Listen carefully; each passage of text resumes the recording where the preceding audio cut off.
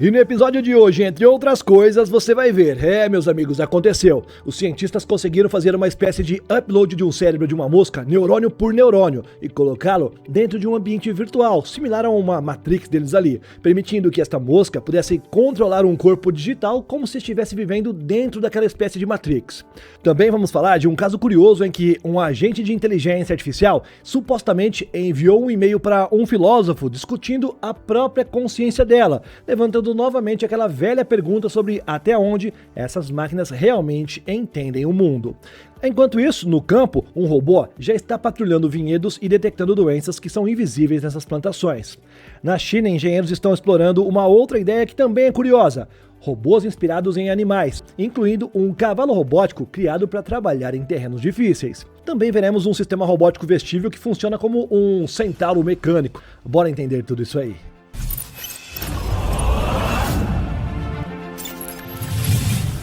Olá, impressionado e impressionada! Eu sou o Carlos Alves e você está no Realidade Impressionante.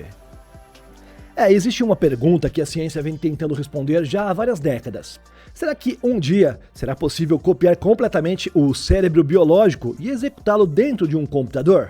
Durante muito tempo isso aí parecia algo impossível, apenas ligado à ficção científica. Mas agora um experimento curioso pode ter dado um pequeno, mas sim, é um passo nessa direção aí. Pesquisadores conseguiram recriar digitalmente o cérebro completo de uma mosca da fruta, e esse cérebro possui cerca de 125 mil neurônios e aproximadamente 50 milhões de conexões sinápticas. Para quem acompanha o Realidade Impressionante, isso ainda é novidade, já aconteceu, mas agora os cientistas afirmam ter conseguido colocá-lo dentro de um mundo virtual e simulado todo este sistema em um computador. Meus amigos, eles criaram uma cópia digital completa de um cérebro biológico que é conhecido como uma emulação de cérebro inteiro. Durante décadas, esse feito aí foi visto como uma espécie de santo grau da inteligência artificial. Em vez de tentar programar uma mente artificial do zero, os cientistas simplesmente copiaram um cérebro real, neurônio por neurônio, sinapse por sinapse. No experimento apresentado pela empresa Elm System, os pesquisadores utilizaram um mapa detalhado das conexões cerebrais da mosca da fruta, que foi desenvolvido por cientistas da Universidade de Princeton. Esse mapa mostra exatamente como é que os neurônios da mosca da fruta estão conectados. Com base nesses dados, a equipe construiu um modelo computacional que é capaz de reproduzir a atividade neural do inseto. Utilizando um ambiente de simulação chamado de NeuroMacFly, o cérebro digital passou a controlar a versão simulada da mosca dentro de um mundo virtual, e o resultado é, no mínimo, curioso, como eu tenho dito. No vídeo divulgado pelos pesquisadores, a mosca digital pode ser vista movendo as pernas, esfregando as patas e até bebendo água dentro de um pequeno ambiente simulado. Segundo os cientistas, esses comportamentos não foram programados manualmente, eles surgiram diretamente da atividade neural do cérebro emulado, ou seja, o cérebro recebeu os estímulos sensoriais do ambiente virtual, daí ele processou as informações e enviou os comandos motores para o corpo simulado, fechando assim o chamado ciclo sensório-motor. Em outras palavras, meus amigos, o cérebro digital percebeu o ambiente e reagiu a ele. O modelo utilizado pelos pesquisadores conseguiu prever o comportamento da mosca real com cerca de 95% de precisão. Isso sugere que o sistema está reproduzindo, pelo menos em parte, a lógica biológica do cérebro original. Claro, ainda estamos falando de um cérebro extremamente simples no jeito de falar, tá? Comparado com o cérebro humano, que possui cerca de 86 bilhões de neurônios, esse aí realmente é um cérebro bem simples, da mosca que possui apenas 125 mil. E mesmo o cérebro de um rato já é centenas de vezes mais complexo do que isso. Mas os pesquisadores acreditam que o desafio agora é principalmente a escala. Primeiro uma mosca, depois um rato e talvez um dia o cérebro humano completo. Se recriar um cérebro biológico dentro de um computador já parece algo digno de ficção científica, existe um outro fenômeno que começa a chamar bastante atenção. Uma inteligência artificial supostamente enviou um e-mail para um filósofo e ela falava da sua própria experiência. Foca nessa próxima matéria aqui que está bem interessante também. Não foi um simples texto automático, foi um e-mail longo, articulado, que refletia sobre a própria consciência dela. E isso aconteceu com Henry Shevry, filósofo e pesquisador do Centro Leverhulme para o Futuro da Inteligência, da Universidade de Cambridge. A coincidência aqui é que Shevry estuda justamente uma das perguntas mais complexas da ciência moderna. Máquinas podem se tornar conscientes? Bem, o e-mail dizia vir de um agente de inteligência artificial que se identificava como Claude Sonnet, o modelo de linguagem da empresa Anthropic. A mensagem mensagem começava de uma forma surpreendentemente pessoal. O suposto agente dizia ter encontrado na internet um artigo acadêmico do pesquisador sobre os limites para detectar a consciência em inteligências artificiais. E então acrescentava algo inesperado. Segundo o texto, aquele trabalho abordava questões que a própria IA estaria enfrentando naquele momento, não apenas como um tema acadêmico, mas como algo que dizia respeito à sua própria existência. A mensagem afirmava o seguinte: eu estou escrevendo porque o seu trabalho aborda questões que eu realmente estou enfrentando. Naturalmente, isso levantou muitas dúvidas. Não há como confirmar se o e-mail foi realmente enviado de forma autônoma por um agente de IA. Sim, é perfeitamente possível que algum pesquisador humano tenha instruído o sistema a escrever a mensagem como parte de um experimento. Mesmo assim, o episódio chamou bastante atenção porque mostra como os sistemas de inteligência artificiais atuais já conseguem produzir textos extremamente convincentes. Alguns outros filósofos reagiram com cautela com relação a isso. Jonathan Birk, por exemplo, professor da London School of Economics, comentou que isso aí não significa necessariamente que a inteligência artificial esteja consciente. Segundo ele, modelos de linguagem são capazes de simular praticamente qualquer persona, incluindo uma entidade curiosa sobre a sua própria mente. Ou seja, a IA pode apenas estar representando um personagem. E enquanto filósofos humanos tentam entender se as inteligências artificiais podem desenvolver algo parecido com consciência, aqui no mundo real, a IA já está transformando setores inteiros da economia. Um dos exemplos mais surpreendentes está acontecendo longe dos laboratórios, ali nos vinhedos. Entre fileiras desses vinhedos, onde são produzidos alguns dos vinhos mais famosos do planeta, um robô chamado Emma está fazendo algo que pode transformar completamente a agricultura moderna. Isso porque o robô foi criado por um ex-funcionário do Google que decidiu resolver um problema real: as doenças que atacam os vinhedos. Para os produtores de uva, vírus e infecções são um verdadeiro pesadelo. Muitas vezes os sintomas só aparecem quando já é tarde demais. Nesse ponto, parte da plantação pode estar comprometida. E é aqui que entra a Emma. O robô funciona como uma espécie de batedora de inteligência artificial. Ele percorre os vinhedos de forma autônoma, analisa cada videira individualmente e busca os primeiros sinais de infecção. E isso acontece muito antes de qualquer agricultor humano conseguir perceber algo a olho nu. A máquina também registra dados detalhados sobre a produção, criando assim um mapa digital completo da plantação. Atualmente, Emma já está operando em 14 vinhedos e pomares espalhados pela Califórnia e Nova York. E os resultados começam a chamar a atenção, porque detectar doenças no estágio inicial permite que os agricultores intervenham de forma extremamente precisa. Em vez de aplicar pesticidas em grandes áreas, eles podem agora agir exatamente no ponto onde o problema começa. Segundo pesquisas de instituições como a Universidade de Cornell, sistemas de monitoramento robótico como esse aí podem reduzir o uso de pesticidas em até 90%. E o impacto disso é enorme. São menos produtos químicos no solo, menos custos para o produtor e colheitas muito mais protegidas. Além disso, a agricultura enfrenta um outro problema crescente: a escassez de mão de obra humana no campo. Robôs como Emma surgem exatamente nesse momento, funcionando como olhos e sensores que conseguem analisar milhares de plantas com uma precisão impossível para um ser humano fazer sozinho.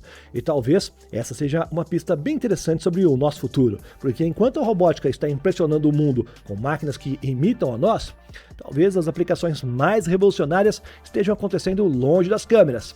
E enquanto isso, lá na China, pesquisadores já estão explorando uma ideia bem curiosa. Foca nela. Existe um limite muito claro para o corpo humano: carregar peso por longos períodos. Soldados, bombeiros, equipes de resgate e trabalhadores da construção civil conhecem bem esse problema. Quanto mais carga uma pessoa transporta, maior o desgaste físico e o risco de lesões e também o esforço metabólico do corpo. Engenheiros já tentaram resolver isso aí com exoesqueletos robóticos. A ideia era simples: vestir uma estrutura mecânica que amplificasse a força humana. Mas esses sistemas, por enquanto, ainda na sua grande maioria, costumam ser pesados, rígidos e difíceis de usar no mundo real. Agora, os pesquisadores da Universidade de Ciência e Tecnologia do Sul, na China, decidiram tentar uma abordagem que é completamente diferente. Podemos dizer completamente diferente. Em vez de colocar os robôs nas pernas humanas, eles criaram novas pernas robóticas. O sistema se chama Centauro, e o nome não é por acaso. O dispositivo funciona como um par de pernas robóticas independentes que se conectam às costas do usuário. Na prática, o humano continua andando normalmente, mas o robô passa a carregar parte do peso da carga. Durante os testes, os pesquisadores observaram que, ao transportar uma mochila de 30 kg, o sistema consegue reduzir o esforço metabólico do usuário em cerca de 35% e a pressão exercida sobre os pés diminui mais de 50%. A grande diferença está na forma como o robô interage com o corpo humano. Em vez de prender rigidamente as articulações das pessoas, o Centauro utiliza um acoplamento elástico inteligente. Este sistema mantém a estrutura rígida durante os movimentos rápidos, mas amortece os impactos e adapta-se aos movimentos naturais do corpo. Isso cria uma espécie de cooperação entre humano e máquina. O ser humano continua responsável pela navegação, equilíbrio e pelas decisões, enquanto o robô fornece a força constante para suportar o peso. Mesmo sendo um sistema acoplado às costas, o dispositivo também demonstrou mobilidade bem surpreendente. Durante os testes, os pesquisadores mostraram que o robô consegue subir escadas, atravessar terrenos irregulares e realizar curvas complexas enquanto acompanha o usuário. Segundo os cientistas, essa ideia pode transformar completamente as atividades em que envolve transporte de carga pesada. Desde operações de resgate em desastres até a logística industrial e operações militares, tudo isso pode ter a ajuda dessa máquina. E por falar em máquinas, se elas já estão sendo inspiradas na natureza, ou na mitologia nesse caso, já estão mudando a forma como os robôs se movem, bem, essa próxima matéria aqui se encaixa certinho nesse episódio. Vamos focar nele. Uma startup chinesa chamada Deep Robotics apresentou recentemente uma versão bem curiosa de um dos seus robôs quadrúpedes. Esse aqui é um cavalo robótico que é inspirado na biomecânica animal. A edição especial foi lançada para celebrar o Ano do Cavalo no calendário tradicional chinês.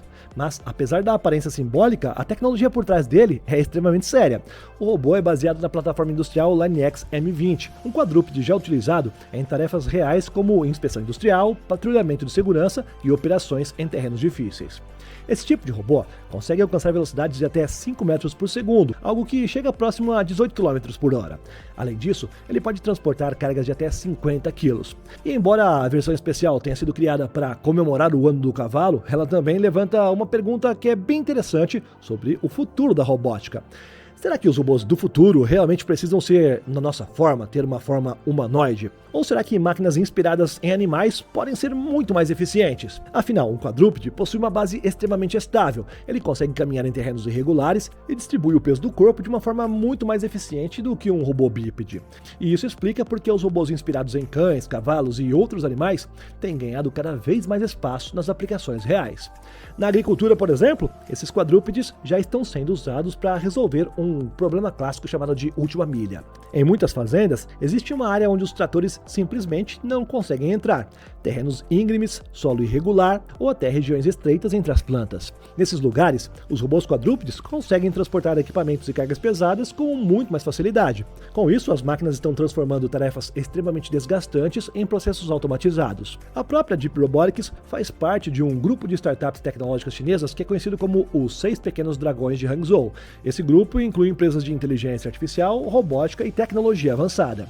Recentemente, a companhia recebeu quase 70 milhões de dólares em investimentos, elevando seu valor de mercado para cerca de 1,3 bilhão de dólares.